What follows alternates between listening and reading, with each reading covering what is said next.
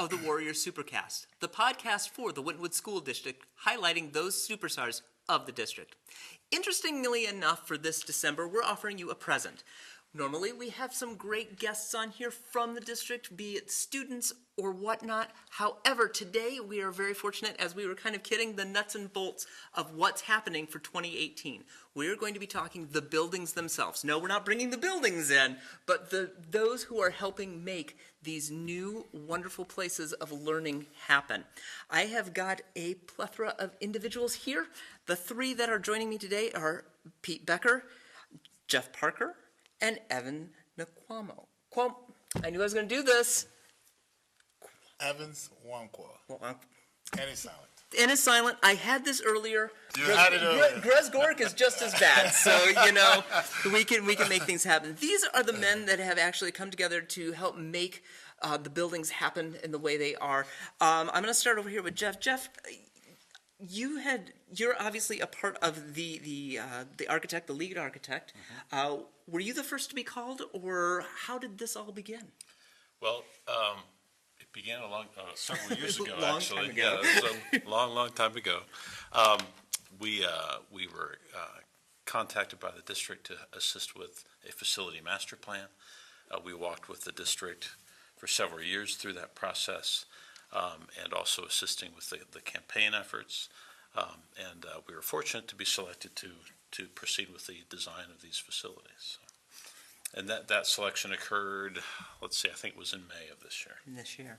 And Evans, your part and role in this fine building process, where were you involved in this? Well, we are a construction management company. So what we do is actually take the design that the SHP has done, working with them to develop that design. Because I think that traditionally the way that construction is done in the past is you complete the design and then you go in to build it. But we've found over the years that if you get the contractors and the construction companies that are building it involved in the design early in the system, it'll allow you to make more effective end product. So that's the collaboration between SAP and Skanska Megan to be able to deliver it for you. And then, of course, on the other side of Skanska is Pete.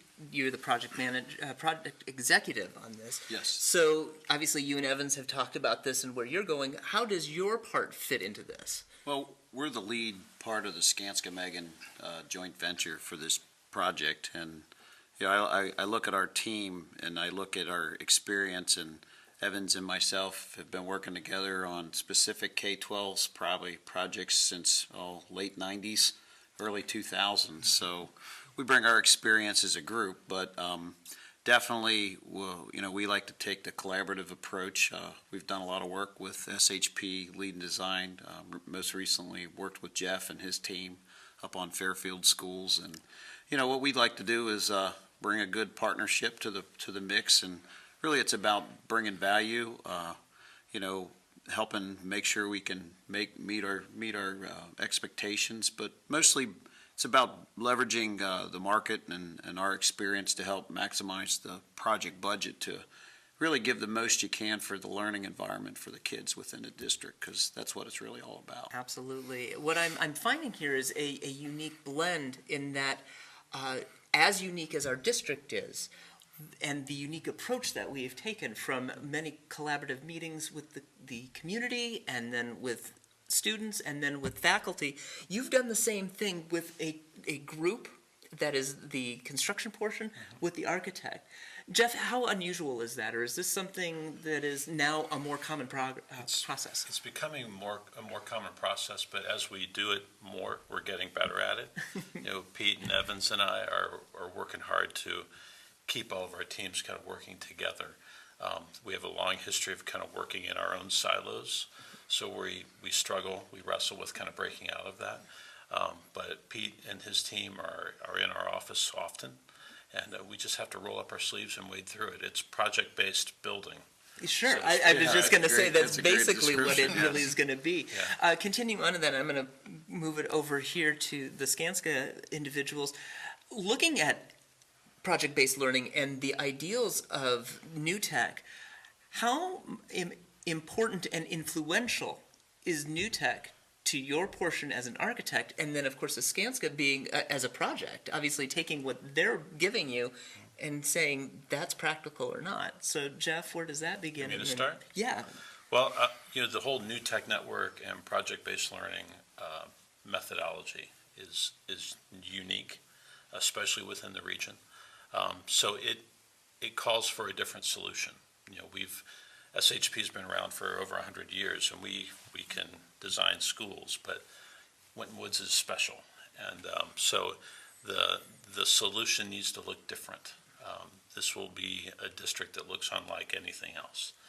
So we're really excited about that. What it requires is a lot of homework on our part, a lot of listening, a lot of time talking with the students and the teachers about what learning needs to look like for them, and then developing an environment that suits that supports that. And then on the Skanska side here, looking at that, how do you take that information from project-based learning and bringing it into your own methodology? Well, from our side, we just need to listen, like Jeff was saying, because we're a little newer into the mix. We're the last guys to be brought on board, so we got a lot of catching up to do. So we actually participated in Jeff in the district's visioning sessions. We just sat and listened. We weren't active participants, although Evans probably was because you're involved with the district over the years. And between sitting and listening to the vision and listening in on the design steering committee meetings, we can't make all of them. There's one, I think, later today. And it's just really understanding what's important to the district and, making sure we can help deliver that is what it comes back to us. This is really unique, and Jeff touched on the fact that what's happening in the district is something that is very unique to the district. It's not something that you see all the time. But to go beyond that is really the understanding where the vision comes from, because obviously Jeff, I don't know how many people that knew this, but he went to school there. And myself, we have a company that is located in Forest Park. So we're approaching this not like we do any other school. This means even more so to us than just doing any other school. And because we've been involved for the past 5 years in the district, we're able to understand where they're headed and the vision that their school deserves. And being able to have the opportunity to help take that vision and make it actually something that is real and tangible is very exciting. So I can't wait for this thing to unfold. For 2 reasons. One, as a builder, and then second, the fact that we're doing something special for this district. Excellent. You are watching and listening to the Warrior SuperCast here on Whitecross Community Media. We are discussing the buildings of the district as they soon will be erected here. Evans, you pointed out a really good thing, the idea and the vision. Was that the key component that said, yes, that's what we want to be a part of? Being asked to be a part of this, was that more of that motivating factor to you than any other project that you've done? Well, I think just being a member of the community is one. And it's not just something that you're learning today, it's something that you were even part of talking about and developing over time. So the passion is there to finally get to the point where this thing is actually becoming real. Jeff, it's been mentioned, of course, you are a resident and an alum here. Correct. Yeah. How special does this mean to you? Because now you're remembering those old buildings, and now you're bringing a new legacy forward to a new generation. How does this change your perspective on this?